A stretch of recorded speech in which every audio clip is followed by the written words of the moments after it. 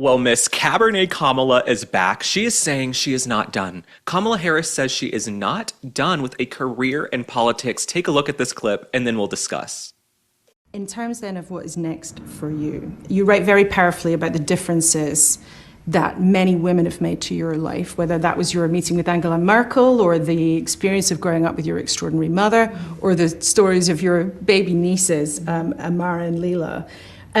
When are they going to see a woman in charge in the White House? In their lifetime, for sure. Could it be you? Possibly. Have you made a decision yet? No, I have not. But you say in your book, I'm not done. That is correct. I am not done. I have lived my entire career a life of service, and it's in my bones.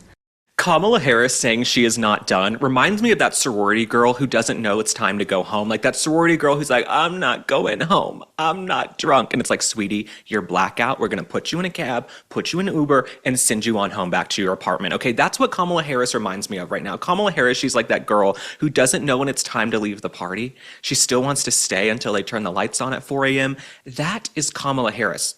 But this also speaks to the delusion of Kamala Harris, because Kamala Harris, she blew $2 billion in 107 days. She blew $2 billion in 107 days. Now, from what I hear in San Francisco, she's normally a little bit better at blowing things, but she blew $2 billion and she still lost every single swing state and the popular vote. But the bar is so low for Democrats that Kamala Harris can be an utter calamity and still go out and give interviews and say, I'm not done. I think I'm going to run again.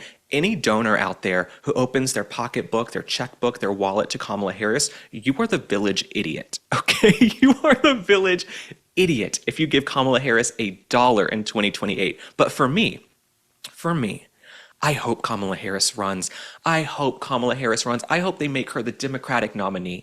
I hope she runs because she will not win. Okay, Kamala Harris is getting worse. I don't know if Kamala Harris has her own form of cognitive decline. I don't know if it's alcohol-induced. We can only imagine and give our opinions and our hot takes. But Kamala Harris, there's something not right there. You ask her questions, she can't give straight-up answers. Then you pry a little bit further, she gets angry, she gets upset. And Kamala Harris, you noticed in there, the whole premise of the question was about the first woman president.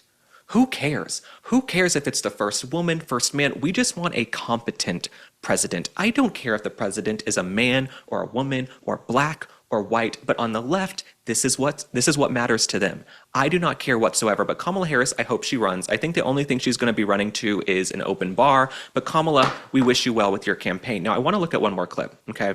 In this clip, she doubles down on Trump being a fascist. In the campaign, you said Donald Trump was a fascist. Do you think he's running a fascist authoritarian government? I was asked if he was a fascist, and I said yes. And the reason is that I look at what is happening right now. And again, it is what I predicted. He said he would weaponize the Department of Justice. He has done exactly that. He has used the United States Department of Justice, which should be an independent agency that makes decisions based on fact and law and not personal vengeance of the President of the United States. Clearly, the left is not interested in toning down the rhetoric. This is always their conversation, their debate, their talking point.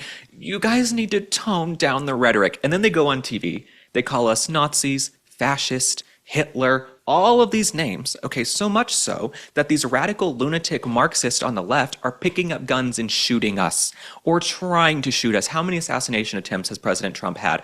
If Trump were a fascist, right, or Hitler, or a dictator, would we have a government shutdown right now? Would we have a shutdown? Would he have to make concessions with the one big beautiful bill? Would he have to get approval for X, Y, and Z if he were a dictator? No. Would we be allowed to have no king's protest marching through the street, these, hairy women with blue hair? No, we would not. But we have free speech in this country. We have the First Amendment, the Second Amendment, and so forth and so forth. So they keep calling Trump a fascist, but it's not sticking.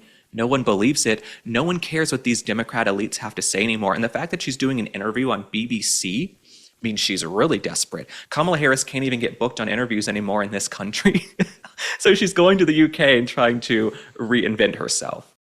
You guys need to hear about this. Today's show is brought to you by Oxford Natural, the people behind Optimum Day and Optimum Night. These are all natural supplements, and thousands of Americans are already using them because they actually work. Here's the deal. Optimum Day gives you clean energy, kills those cravings, and helps with weight loss. Optimum Night, that's your reset button. It calms you down, gets you sleeping deep, and you wake up ready to go again. And the results are insane. Michael Owen, the England soccer legend, he is down 40 pounds. Robbie from AFTV dropped over 100. Linda, a top law exec, she's down 50. Real people, real results. So if you want in, scan the QR code or go to the link below. And if you use the code SPOT, you get 70% off your first order. Yes, 70% off, so don't wait. Start your transformation right now with Oxford Natural.